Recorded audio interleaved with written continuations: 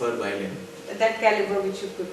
Yes, now there are in Trivandrum. Okay. 2 or 3 people are there who are amazing violinists. Okay. Products of Trivandrum. They live in Trivandrum also. Okay, okay.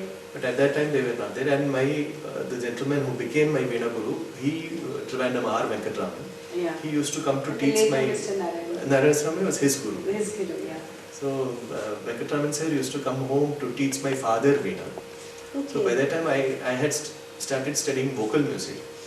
And I used to equate with him like we were buddies, more than Guru Shishya. But I would just ask him, what is the difference in this note in this raga? He was your father's teacher, father's but teacher. you had that...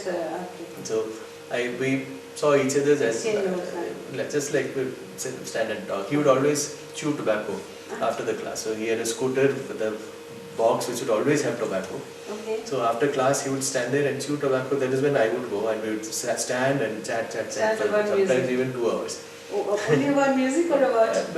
Mostly about music and musicians and his experiences with other musicians. Okay. So, for example, he was working in the All India Radio Trivandrum as a staff artist. So we have Navaratri, Dasara, Puja series. When the concerts are broadcast on the radio, so there was one musician, whose name I don't want to say, he was one famous guy. He knew Venkatraman very well, but he pretended he didn't know him, and he said, who's doing the recording here? So somebody said, this man. So without looking at him, it should all come properly on the radio, it should sound good. Then he says, I don't think it will sound good unless you sing well. Oh yeah, he gave it to him back.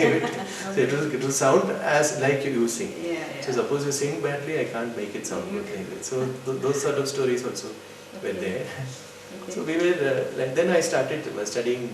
By the time my great-grandmother had died, and already the others for whom was too much of music when she was alive, they were kind of relieved that, oh, now that music thing is off, and then I started. And then you began. So Palace is now reverberating with your Veena. No choice. So then when I expressed that, she had gifted her old Veena. I was only 13 at that time, and she knew she was going to die. So you were about 13 when she passed. Yes. So she knew she was going to die, and she told my parents, when this boy is 16 years old, you give him my Veena. Oh. She said.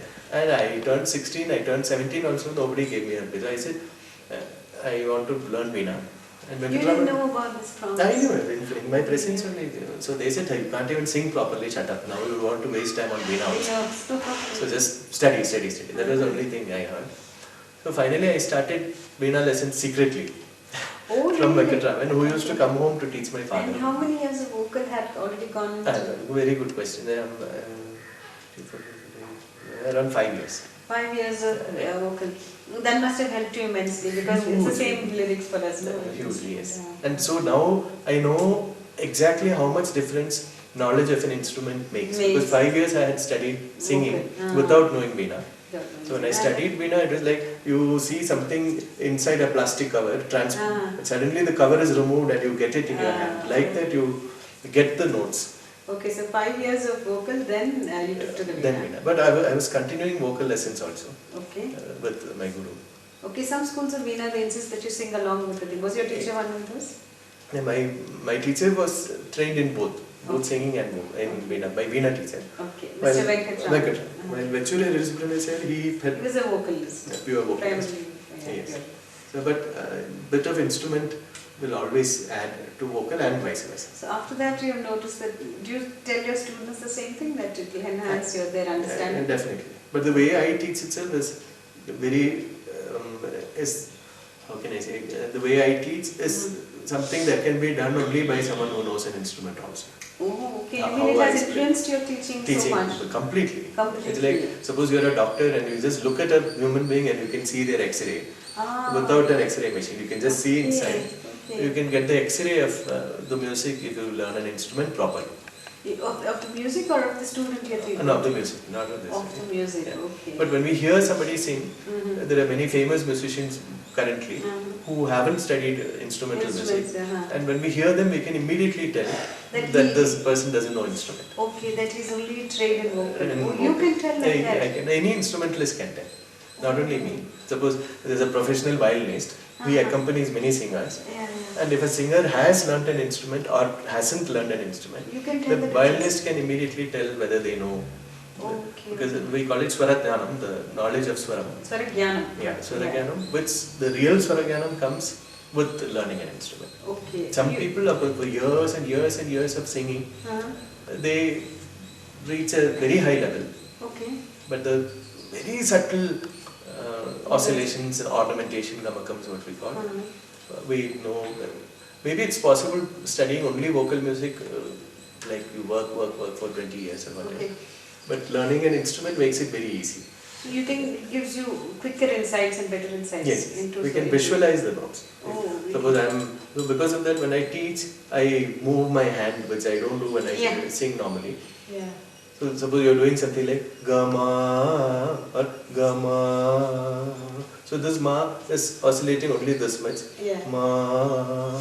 While if you're saying oscillate Ma, then you show with your hand. So then the student can, even if they don't know an instrument, they'll get this gamakam much more easily. When the teacher knows. But would you insist on your students at least having some I don't insist on anything. No, you don't think today's students will? No. I just suggest and leave. You suggest and I have had lessons, teaching lessons in many places, where I would, in my soft way, I would present, this is how you should learn, and this is what I want in return, this level of. When it doesn't happen, I just wind up, I don't teach there anymore. You said that you can always tell if a vocalist has also been trained in an instrument or not. Would there be a qualitative difference, or it's just a difference? A qualitative difference. Qualitative difference. Do you think it makes a musician vocalist superior, refined, more subtle. Refined. Okay. Refined, subtle. Okay. Otherwise, our Indian raga music, which is gamakam oriented, oscillate. Gamakam is an oscillation. Yeah. So the gamakams become very clumsy, and it's like wobbling or something. It becomes very ugly. If not, it's like nuclear energy. You can use it for a lot of good or a lot of bad also. So gamakams can be the most beautiful thing if indulged properly. And it can render the whole thing very ugly if you just shake, randomly shake. Yeah.